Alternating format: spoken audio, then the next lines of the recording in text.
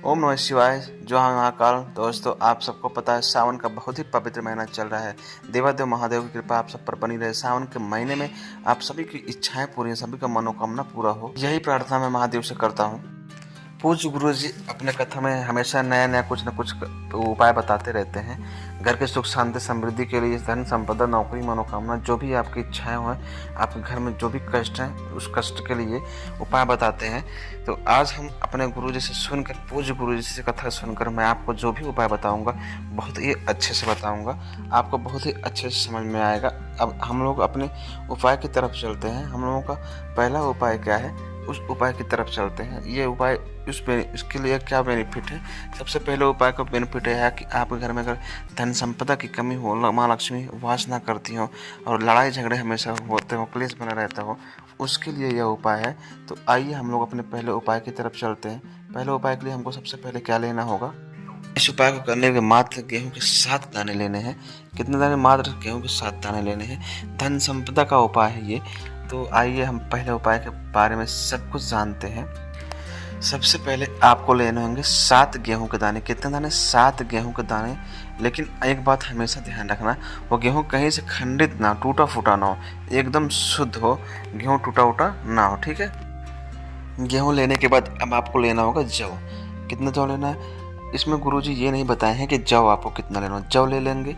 जौ को लेने के बाद आपको लेना होगा दीपक।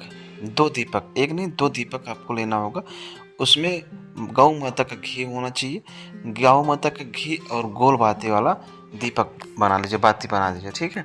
अब उसको दोनों दीपक को जला लीजिए। एक दीपक जो है अपने घर के मंदिर में जहाँ पे आप पूजा पाठ करते हैं वहाँ जला लीजिएगा। दूसरा वाला आप वहाँ महादेव चले जाना, लेके महादेव के शिवलिंग के पास गेहूँ, जौ और वो दीपक महादेव के शिवलिंग के पास लेकर चले जाना। वहाँ पर जाने के बाद आपको दीपक कहाँ जला देना है? महादेव के शिवलिंग के जब होता है जो, उसके चारों तरफ जो मेड़बंदी की तरह हुआ होता है चौखट पे, उसी दीपक को वहीं पर उसके ऊपर जला दीजिएगा, ठीक है। उसको जलाने के बाद महादेव का शिवलिंग जो है, उसके शिवलिंग के ऊपर जौ चढ़ा दीजिए, समर्पित कर दीजिए। जौ महादेव के शिवलिंग के ऊपर समर्पित करना है आपको। महादेव के शिवलिंग के ऊपर जौ समर्पित करने के बाद जो है, उसके बाद गेहूं बचता है। जब गेहूं को समर्पित करना होता है, जो महादेव के शिवलिंग के ऊपर वो गमला लगा रहता है, यानी कि जो पानी जिससे गिरता है, जहाँ पे महादेव की 5 पुत्रियों का वो होता है, वास होता है, उसी कलश में वो गेहूं को डाल देते हैं, ठीक है। गेहूं को उसी कलश में डाल दीजिएगा। उसके बाद इतना करने के बाद आप अपने हिसाब से पूजा अर्चना कर लीजिएगा कि महादेव मेरे घर में हमेशा धन संपत्ति बना रहे, धन संपदा बना रहे, माता लक्ष्मी का हमेशा वास रहे, मेरे घर में कभी भी माँ लक्ष्मी की कमी ना हो और मेरे घर में कर्जा मुक्ति हो जाऊँ मैं, हमेशा कर्जा ना हो, एक भी रुपए का कर्जा ना रहे, हमेशा कर्जा मुक्त बनी रहो। जिस तरह से भी आपसे हो सके उस तरह से आप पूजा अर्चना कर लीजिएगा, ठीक है। उसके बाद आप अपने घर जब वापस आने लगेगा तो आप वापस आते वक्त वहाँ पर जो का दाना समर्पित किए ना महादेव के शिवलिंग के ऊपर, उसमें से 2-3 जो भी आपका मन करे उतने दाने जौ के वापस लेकर चले आइएगा, ठीक है। वापस आने के बाद आपके घर में जो आटे का डिब्बा हो या चावल का डिब्बा जो भी हो, उसी में उस दाने को, जौ के दाने को डाल दीजिएगा, ठीक है। अगर उसमें नहीं डाल रहे हैं तो आपके घर में कोई पेड़ पौधा गमले में जो लगा हुआ हो उस गमले में ही डाल दीजिएगा, चाहे वो उगे या उपजे, कुछ भी, उससे कोई प्रॉब्लम नहीं। बस केवल फेंकिएगा मत, उस जौ के दाने को फेंकिएगा मत, ठीक है। अब उसके बाद इस उपाय को आप सप्ताह में 1 दिन चुन लीजिए, चाहे सोमवार, मंगलवार, बुधवार, बृहस्पतिवार, किसी भी दिन सप्ताह के 1 दिन को चुन लीजिए। सप्ताह में 1 दिन आपको करना ही करना है। अगर सप्ताह में नहीं कर रहे तो महीने में 1 दिन चुन लीजिए। महीना में भी किसी भी दिन को चुन लीजिए, महीने में 1 दिन करिएगा। इस उपाय को आप करने के बाद देख लीजिएगा, आप थोड़ा सा आजमा लीजिएगा, आपके जितने भी कष्ट हैं, जितने भी दुख हैं, सब धीरे धीरे करके खत्म हो जाएंगे, समाप्त हो जाएंगे। आपके ऊपर जो भी कर्जा है हमेशा के लिए खत्म हो जाएगा। माता लक्ष्मी का निवास आपके घर में बना रहेगा। आप बस इस उपाय को करते रहिएगा। अब देखिए आपके सारे सपने, सारे ख्वाब, सारे इच्छाएं, सारी मनोकामनाएं पूरी होंगी। बस आप इस उपाय को अच्छे से करिएगा, ठीक है। पहले उपाय की बात हम लोगों ने कर ली है। अब हम लोग चलते हैं अपने दूसरे उपाय की तरफ। दूसरे उपाय में फिर हम लोग बात करेंगे कष्ट की। जिसके घर में कलेश बना रहता है, लड़ाई झगड़े हमेशा होते रहते हैं और धन संपदा की भी कमी रहती है, उस उपाय में भी हम लोग इसी के ऊपर बात करेंगे। ठीक है, तो हम लोग दूसरे उपाय की बात करने जा रहे हैं। दूसरा उपाय बात करने से पहले आप लोगों से एक गुजारिश है, मेरे वीडियो को लाइक करके चैनल को सब्सक्राइब करके, जो भाई बहन नए लोग जुड़े हैं वो वीडियो को लाइक करके चैनल को सब्सक्राइब करके वीडियो को शेयर भी करके मेरे चैनल को आगे बढ़ाएं, जिससे मैं मोटिवेट थोड़ा सा हूँ। ठीक है, तो आइए हम लोग अपने दूसरे उपाय की तरफ चलते हैं। दूसरे उपाय का बेनिफिट ये है कि अगर आपके घर में नौकरी किसी की नहीं लग रही है, काफ़ी दिन से परेशान है और पेपर और एग्ज़ाम देके थक गए हैं लेकिन उनका नहीं हो रहा, एक उपाय ये है। दूसरा उपाय है भयंकर बीमारी का, जो कोई भी आपके घर में सदस्य कोई बीमार है और वो ठीक नहीं हो रहा, दवा खाते खाते परेशान हो गया है, तो दूसरा उपाय उनके लिए है। तो पहले उपाय की बात हम कर लेते हैं। अगर आपके घर में कोई भी इंसान पढ़ाई करके थक गए हैं, मतलब पेपर दे के थक गए हैं, इंटरव्यू देकर थक गए हैं, तो उनके लिए ये उपाय है। सबसे पहले आप लोगों को या उनको जो इंटरव्यू दे रहे हैं, पेपर दे रहे हैं, थके हुए हैं, उनको ये उपाय करना होगा। ठीक है, सबसे पहले आपको लेना होगा, ध्यान से सुनिएगा इस उपाय को। जो भी इंसान परीक्षा में विफल हो रहा है, इंटरव्यू में विफल हो रहा है, उसको ये उपाय करना होगा। मेरे गुरुजी, पूज्य गुरुजी बताए हैं कि इस उपाय को बहुत ही जिम्मेदारी के साथ करना है। आपको सिर्फ एक धतूरा, लेकिन एक चीज़ सुन लीजिए, डेली करना है यह उपाय, आपको रोज प्रतिदिन करना है। जिसकी नौकरी नहीं लग रही है, एक धतूरा रोज ले लेना है। दुकान पे नहीं मिलेगा तो कैसे जाके पेड़ से तोड़ के ले लीजिएगा। एक धतूरा लेने के बाद एक शुद्ध तांबे के लोटे का जल ले लीजिएगा। वो जल अपने घर से भर लीजिएगा। कहाँ से? अपने घर से भर लीजिएगा। उस तांबे के लोटे को में भरा हुआ जल और ये धतूरा लेकर महादेव के शिवलिंग के पास आप पहुंच जाइएगा। महादेव के शिवलिंग के पास उत्तर दिशा में अपना फेस, यानी कि नॉर्थ डायरेक्शन में फेस करके महादेव के शिवलिंग के ऊपर उस धतूरे को रखिएगा, चढ़ा दीजिएगा, समर्पित कर दीजिएगा।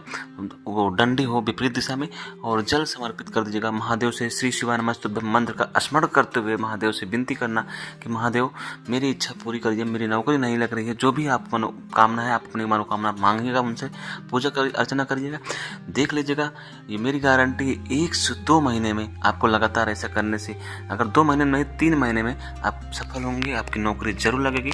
ये महादेव की कृपा हमेशा आप पर बनी रहेगी। महादेव हमेशा आपकी इच्छा पूरी कर देंगे। मेरा महादेव ऐसा ही करते हैं। अगर वो ऐसा, उनके ऊपर आप ये जल समर्पित करेंगे और वो क्या नाम है कि धतूरा समर्पित करेंगे, तो आपकी इच्छा जरूर पूरी होगी। ठीक है, हम लोग इसको जान चुके हैं। आप जानते हैं बीमारी का उपाय। आपके घर में अगर कोई भी इंसान बहुत ज़्यादा बीमार है, बहुत दिन से बीमार है, बहुत दवा खा कर थक गया है, तो उनके लिए भी ये उपाय दूसरा उपाय है। इस बीमारी वाले उपाय में आपको धतूरा नहीं लेना है। धतूरा नहीं लेना, सब सेम वही रहेगा, लेकिन धतूरा आपको नहीं लेना होगा। एक लोटा लेना है, शुद्ध तांबे का लोटा, वो भी जल अपने घर से भर लीजिएगा। आपको लेना होगा समी पत्र। समी पत्र का जो पुष्प होता है ना, समी पेड़ का जो फूल होता है, उस फूल को आप ले लीजिएगा। ठीक है, उस फूल को और ये एक तांबे का लोटा जो जल आप लिए हैं, महादेव के शिवलिंग के पास लेकर पहुंच जाइए। महादेव के शिवलिंग के पास पहुंचने के बाद फेस होना चाहिए नॉर्थ डायरेक्शन, यानी कि उत्तर दिशा में मेरे महादेव, देवदेव महादेव के ऊपर उस समी के फूल को समर्पित करना है। फिर जल समर्पित करना है, किसके नाम से? नीलकंठेश्वर महादेव के नाम से आप जल समर्पित करना है और उस पुष्प को समर्पित करना। इस तरह से समी के पुष्प को जो भी महादेव के ऊपर समर्पित करता है, किसी भी दिन सावन के महीने में समर्पित कर देता है नीलकंठेश्वर महादेव के नाम से, उसकी सारी इच्छा पूरी। जो भी बीमार व्यक्ति रहता है उसकी सुधार, उसके मतलब तबीयत में धीरे धीरे सुधार होने लगता है। ऐसा करने से मतलब समी के पुष्प और नीलकंठेश्वर महादेव के नाम से ही समर्पित करना है। ठीक है, आपको ये उपाय किसी भी दिन कर लेना है। ठीक है, तो आपके घर में अगर कोई भी व्यक्ति बहुत दिनों से परेशान है, तो उसके लिए कोई भी पर्सन, आपके घर कोई भी सदस्य, उनके लिए ये उपाय कर सकता है। ठीक है, 2 उपायों की बात हम लोगों ने कर ली। अब हम लोग चलते हैं अपने तीसरे उपाय की तरफ। तीसरा उपाय है हमारा मनोकामना पूर्ति उपाय, यानी कि जो भी हमारी मनोकामना है सब पूर्ति होंगी, पूरा होंगे। तो आइए, सबसे पहले हमको तीसरे उपाय में क्या लेना है हम जानते हैं। सबसे पहले हमको लेना होगा एक लाल चंदन लेना होगा। लाल चंदन लेना है, उसके बाद लेना होगा हमको एक बेलपत्री, वो भी एकदम शुद्ध होना चाहिए, कहीं से भी कटी पिटी नहीं होनी चाहिए, एकदम शुद्ध होनी चाहिए, सुंदर होनी चाहिए। उस बेलपत्री को ले लेना है। उसके बाद हमको लेना होगा एक तांबे का लोटा। तांबे के लोटे में जल भर लेना। जल कहाँ से भरेंगे? अपने घर से भरेंगे। उस जल लोटे में जल भरने के बाद जो हम लोग बेलपत्री लिए हैं ना, महादेव के शिवलिंग के पास इन तीनों को लेकर जाएंगे महादेव के शिवलिंग के पास। महादेव के शिवलिंग के पास जो हम लोग बेलपत्री लिए हैं, जो सबसे ऊपर वाली बेलपत्री है उस पर हम लोग लिखेंगे ओम। उसके बाद जो 2 पत्तियां नीचे हैं, दोनों पत्तियों के बीच से जो डंडी बची हुई है ना, उसी डंडी को पकड़ के हम लोगों को समर्पित करना है महादेव के शिवलिंग के ऊपर। जस्ट एकदम ऊपर ही समर्पित करना है। जो ओम लिखा गया है वो महादेव के शिवलिंग को टच करता रहे। डंडी अपनी तरफ करिएगा। आपको नॉर्थ डायरेक्शन में, उत्तर दिशा में खड़े होकर वो बेलपत्री और जल समर्पित करना है।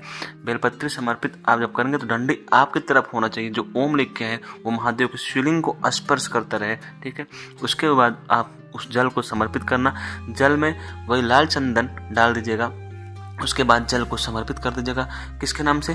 कुंडकेश्वर महादेव के नाम से। किसके नाम से? कुंडकेश्वर महादेव के नाम से जल को समर्पित करिएगा। उसके बाद बेलपत्री को समर्पित करिएगा। बेलपत्री समर्पित करने के बाद ओम नमः शिवाय, श्री शिवाय नमः मंत्र को स्मरण करिएगा। उसके बाद ये सब समर्पित करने के बाद महादेव से विनती करिएगा कि महादेव हमारी सारी मनोकामनाएं पूरा करें, सारी इच्छाएं पूरा करें। और मेरे महादेव, देवदेव महादेव जरूर आपकी सुनेंगे और आपकी इच्छाएं पूरा करेंगे। महादेव हमारे सुनते बहुत जल्दी हैं। हम अपने कष्ट को दूर कराएंगे हम लोगों के। आप जो भी विनती करेंगे, जो भी पूजा अर्चना करना है, सारी पूजा अर्चना अपने हिसाब से कर लीजिएगा। इतना सब करने के बाद जो आप जलधारी से जल जब गिरेगा ना, जल समर्पित करने के बाद उस जल को अपने दोनों आंखों में लगा लीजिएगा और अपनी विनती करिएगा, उनसे प्रार्थना करिएगा मेरी सारी इच्छाएं पूरा करें भोले बाबा। विनती करो। उसके बाद फिर चले आओ अपने घर। बाहर निकलते वक्त आपको मिलेंगे नंदी बाबा।